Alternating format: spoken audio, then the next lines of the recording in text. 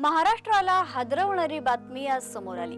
उपमुख्यमंत्री आणि धडाडीचे नेते म्हणून ओळख असणारे अजित पवार यांचा विमान अपघातामध्ये मृत्यू झाला। आज सकाळी बारामतीमध्ये झालेल्या विमान अपघातामध्ये अजित पवारांसह 5 जणांचा मृत्यू झाला। मात्र हा अपघात नेमका कसा झाला हे आपण पाहूयात।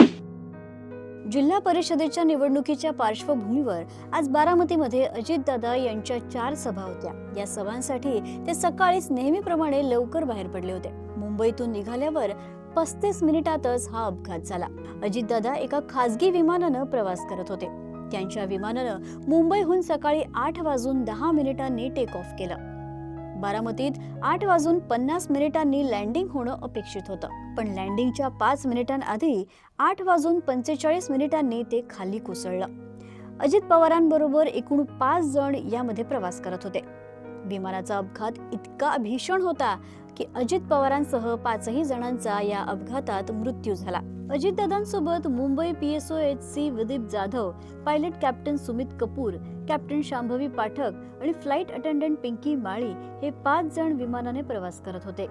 विमान अपघातात या सर्व 5 जणांचा मृत्यू झाला। त्यांचे मृतदेह रुग्णालयात नेण्यात आले।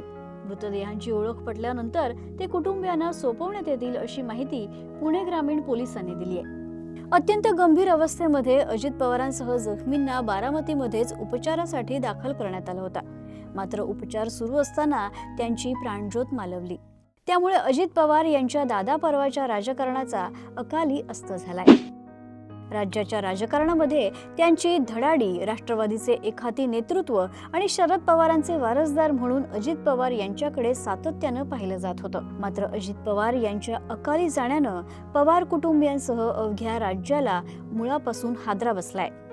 अपघातग्रस्त विमान पाहिल्यानंतर अनेकांना जागेवर अश्रू अनावर झाले। अजित पवार हे महाराष्ट्राचे एक धडाकेबाज, अनुभवी आणि दीर्घकालीन नेते होते, ज्यांचा राज्यातल्या राजकारणात महत्त्वाचा सहभाग होता। त्यांच्या अकाली निधनामुळे राज्याच्या राजकारणात एक पोकळी निर्माण झाली आहे। या दुःखद प्रसंगात त्यांच्या कुटुंबियांना, समर्थकांना आणि महाराष्ट्राच्या जनतेला मनापासून संवेदना। आपल्या सेवाभावाने त्यांनी राज्यात अमिट छाप सोडली आहे। अशा या धडाकेबाज दादांना मुंबई समाचारकडून भावपूर्ण श्रद्धांजली।